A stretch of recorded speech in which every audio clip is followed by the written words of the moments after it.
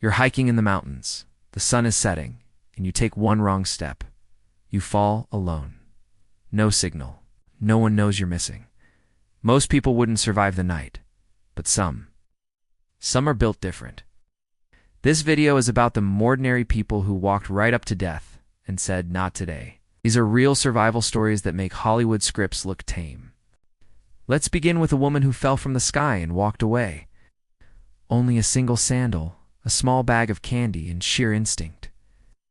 Her father had once taught her that water leads to civilization, so she followed a small stream.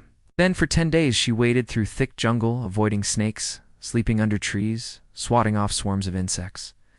Maggots began infesting her wounds. She didn't cry. She didn't scream. She just kept walking. By day 5, he was hallucinating and recording farewell videos to his family. But on day 6, something in him snapped. He realized the only way out was to amputate his own arm. 10. Julianne Koepke, the girl who fell from the sky. Then, with terrifying determination, he cut through his own muscle and nerves, finishing the job in about an hour. He wrapped his stump, climbed out of the canyon one-handed, rappelled down a 65-foot drop, and hiked 6 miles before a family on an ATV found him. On Christmas Eve, 1971, Julianne Koepke, a 17-year-old high school student, boarded LANSA Flight 508 with her mother. Their plane was flying over the Peruvian rainforest when it was struck by lightning and literally broke apart in midair at 10,000 feet. About the moment you decide you're not going to die, not today, and that's just the beginning. Julianne was still strapped to her seat when she was thrown out of the aircraft. No parachute, no protective gear, just her and gravity. Now stop and think. A human falling from that height should not survive, but somehow Julianne did. Experts believe the dense jungle canopy and her row of seats cushioned her fall just enough. She woke up with a broken collarbone, deep cuts, and a concussion. Alone in the Amazon rainforest. That's when the real test began. She had no food, no tools. Finally, on the 11th day, she stumbled upon a hut. Local loggers found her, treated her wounds with gasoline to kill the maggots, and got her to a hospital. Out of 92 passengers, Julianne was the only survivor. Number 9, Aaron Ralston, the man who cut off his own arm in April 2003. 27-year-old Aaron Ralston was an experienced hiker and outdoorsman. He was exploring a narrow slot canyon in Utah's Blue John Canyon alone, and without telling anyone. Classic mistake. As he was descending into the canyon, a boulder shifted, crushing his right hand and trapping his arm against the wall. No cell phone, no signal, no chance of rescue. For 5 days, Aaron rationed his water, drank his own urine, and tried everything to free himself, using a cheap multi-tool that couldn't even scratch the rock. With no anesthesia, no surgical training, and a dull blade, Aaron broke both bones in his forearm, using the weight of his own body. He lived. He became a motivational speaker. And yes, he still goes hiking. These stories aren't just about survival. They're about sheer human grit. Number 8, Mauro Prosperi. Trapped in the Sahara Desert, imagine signing up for a race, ending up fighting for your life in the middle of the desert. That's exactly what happened to Italian police officer Mauro Prosperi. In 1994, he entered the Marathon des Sables, a grueling 6-day, 155-mile ultramarathon through the Sahara Desert in Morocco. Life, it seemed, wasn't done with him yet. But during one stage, a massive sandstorm rolled in and completely disoriented him. Locals rushed him to a hospital where he recovered and, believe it or not, ran the race again 10 years later and finished. Ash! When the sand settled, Mauro was completely off course by nearly 200 kilometers. Alone. No GPS, just dunes in every direction. Half blind, his nose frozen solid, fingers useless. He staggered back into camp alone. Think about that. Man was left for dead in a blizzard, and he walked himself back. But he didn't lose his life. Later, Beck said that while his body was frozen, his mind had traveled through every memory, every regret, every dream. That's what brought him back. At first, he tried to keep running. But when his water ran out, things turned desperate. He drank his own urine.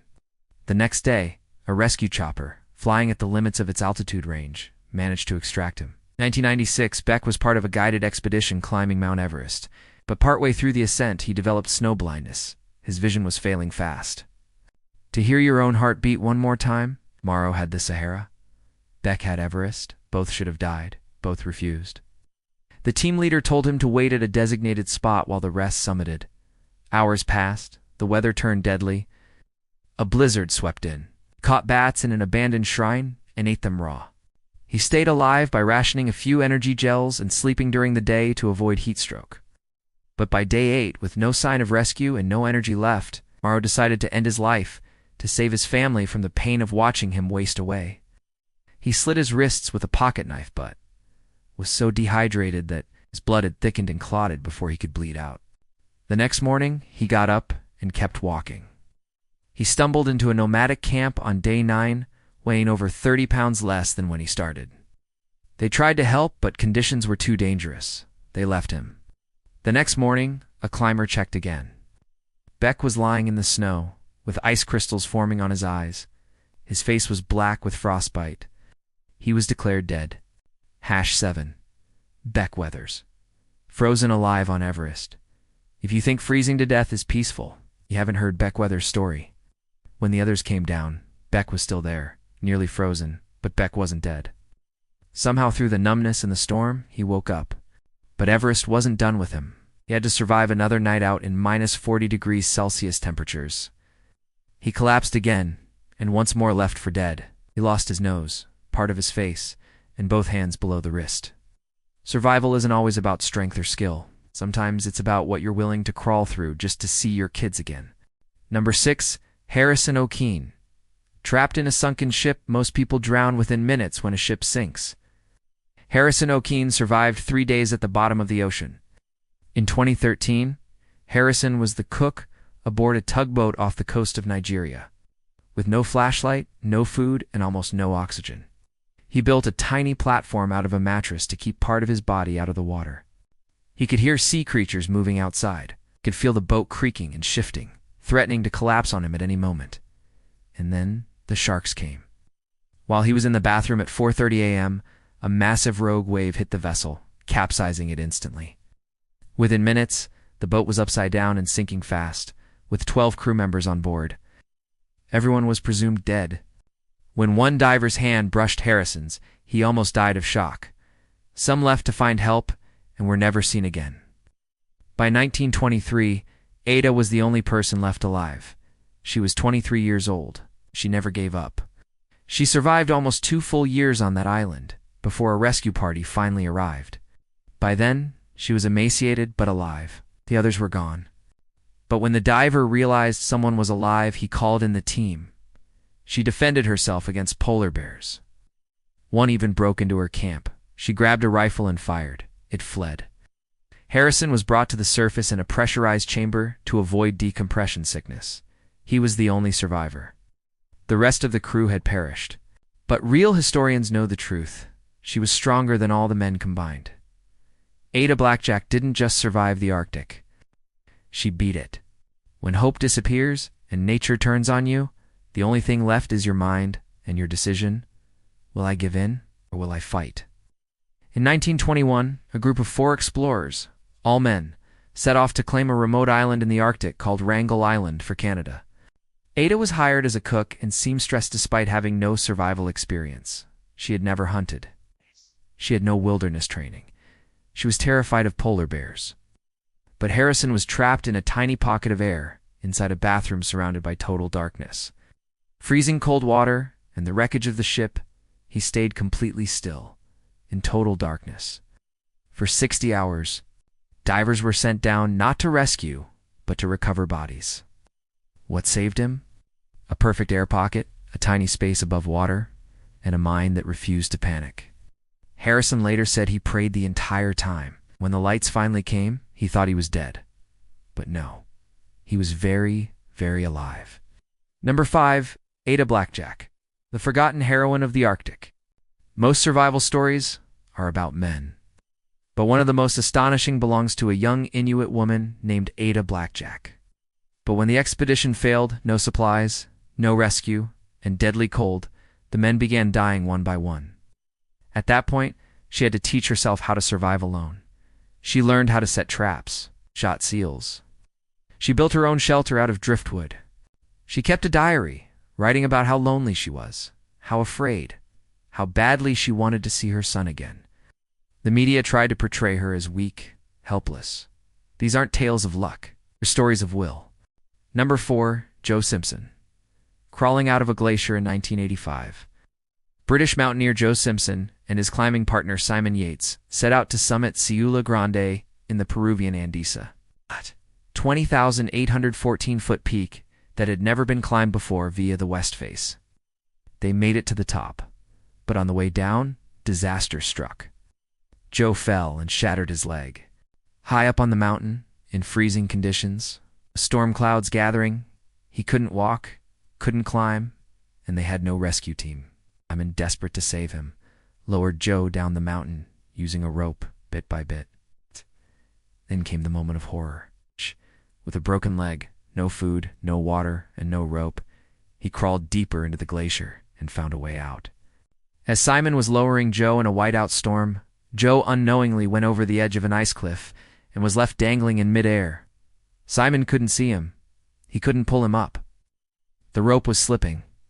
If Simon didn't act, they'd both die. So he made an impossible decision. He cut the rope. Currents, jellyfish, hypothermia, hallucinations, exhaustion, all waiting to claim you. For 53 hours straight, she swam. No sleep, no stopping. No protection. Just her, the sea, and a goal she had chased since her 30s. Her tongue swelled, her face peeled. She began hallucinating and slurring words, but she refused to get out. Diana had tried and failed multiple times. She nearly died from box jellyfish stings, which paralyzed the lungs. Her first words? Never ever give up. She'd been stung in the face, the chest, and inside her mouth. It's not just staying alive, but proving that your limits are only real if you believe in them. Her team had pulled her out more than once. Everyone told her to give up.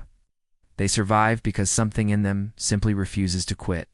Some are about pushing the human body past its known limits, like Diana Niad, who attempted something that had defeated her for decades. Swimming from Cuba to Florida, across open ocean without a shark cage. Joe fell about 100 feet into a deep crevasse. Simon thought he was dead and descended alone. But Joe somehow was alive. And then came the real nightmare. Joe had to crawl, drag, and hop his way across 5 miles of rugged terrain back to base camp for 3 days straight. No tent, no stove. He fell asleep in puddles. He hallucinated voices, ate ice and gravel to stay conscious. But on the morning of the 4th day, barely breathing and weighing nearly 40 pounds less, Joe arrived back at camp. Just hours before Simon was about to leave, he lived, and he wrote a book called Touching the Void, now a classic in survival literature. Number 3, Diana Niad. Swimming from Cuba to Florida at age 64, not all survival stories come from plane crashes or mountains. This journey is 110 miles of unforgiving sea. But in 2013, 64 years old, when most people are thinking about retirement, dove into the water again. Finally, after more than 2 full days in the water, she walked ashore in Key West, Florida, delirious, but victorious. Diana wasn't running from death. She was chasing a dream so hard she nearly died for it. That's survival too. Whether it's crawling through glaciers, escaping frozen death, or defying sharks and jellyfish at 64, these people don't survive by accident. Number 2, Roy Sullivan. The human lightning rod. How many times can you cheat death before the universe gives up? Roy Sullivan, a U.S. park ranger from Virginia, holds a world record nobody wants.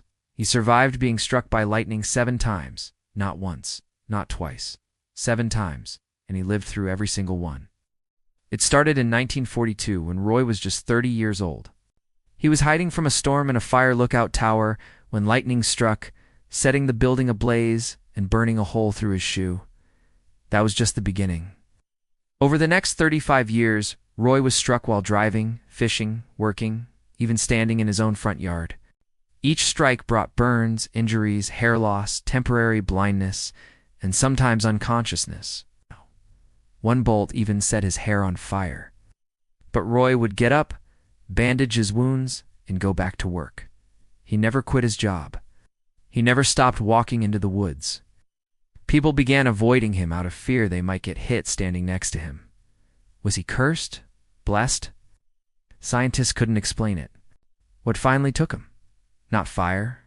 Not storms? Roy lived to age 71. The man who stood toe-to-toe with nature's most powerful force more times than anyone in history walked away every time. Somehow that's even more shocking than the lightning itself. Hashwan Vesna Volovio, the woman who survived a 33,000-foot fall. Now, for the most unbelievable survival story ever recorded. In 1972, 22-year-old Vesna Volovio, a flight attendant for JAT Yugoslav Airlines, ordered Flight 367 from Copenhagen to Belgrade. Just 45 minutes into the flight, a bomb planted in the luggage compartment exploded. Ripping the plane apart at 33,000 feet, everyone on board was killed instantly, except Vesna, and she remembered nothing about the fall. She was pinned by a food cart in the rear fuselage, which plummeted to earth and landed in a snow-covered mountainside in Czechoslovakia. The angle, the trees, and the snow helped soften the impact just enough to avoid instant death. Even so, her injuries were massive. She had a fractured skull, broken ribs, crushed legs, and was in a coma for several days. Doctors said she should never have survived. The truth is, in that impossible fall, in the chaos of exploding metal and screaming air, one tiny sliver of the plane landed just right. And inside it, a woman decided she wasn't done living. She later became a peace activist and lived until 2016. The Guinness World Records officially recognized her as the person who survived the highest fall without a parachute. 33,330 feet. They were frozen, crushed, lost, buried, abandoned, and struck down. But they lived. Not because they were superheroes, but because they were human beings with a choice. Surrender or survive. To this day, no one else has come close. And yet she woke up. It's about will. It's about grit. And sometimes, it's about making the impossible possible. Vesna recovered, walked again, and even returned to work, though not as a flight attendant. When asked how she felt about it, Vesna once said, "I'm just lucky." But luck doesn't explain everything. Final words, each of these people stared into the eyes of death and blinked first. And share this video with someone who needs a reminder of what the human spirit is truly capable of. Because one day, you just might find yourself in a story of your own. Their stories remind us that survival isn't always about strength. If this list blew your mind or inspired you in any way, don't forget to hit that like button, subscribe to the channel,